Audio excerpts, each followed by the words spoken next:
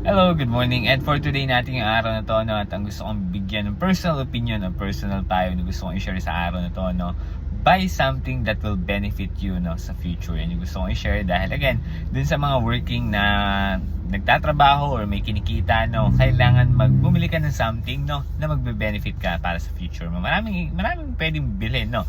Pwede kang bumili ng sarili mong bahay, lupa, or something, no, mag-invest ka sa trainings, mag-aaral ka, bumili ka ng laptop or something kasi gagamitin mo siya, sabihin natin part-time, no, or anything na magbe-benefit ka sa future, maybe in the 2 years time, 3 years time, 5 years or 10 years, no, na magbe-benefit ka dun sa bagay na binili mo, no. Kailangan mo rin kasing gawin yan. Kumbaga, mag-invest ka rin, tipong mag-build ka rin ng assets mo. Hindi pwedeng lahat ng kinikita mo, lalo na kung single ka pa, wala ka pang asawa, no, hindi pwedeng lahat ng kinikita mo walang napupuntahan. Kailangan meron mapuntahan yan, no. Hindi natin titingnan dito kung gaano kalaki, basta kailangan masanay ka muna na magbumili ka ng something, no, na sa tingin mo magbe-benefit ka sa future. Hindi ko alam kung ano yan, no. Ikaw na makakaalam yan kung anong bagay yan, kasi again, personal yan, okay? Basta gusto ko na sabihin sa'yo na kailangan bumili ka ng something na magbe-benefit ka sa future mo, at ikaw ang nakakaalam yan, okay? Yun na yung gusto ko i-share sa araw na to, no. Kung nagugustuhan mo yung mga content ko, huwag mong kalimutan supportahan ako dito sa aking Facebook, like and follow mo ako, i-follow mo ako sa TikTok, at mag-subscribe ka na rin sa YouTube account ko na Ed for Today. Yun lamang, salamat!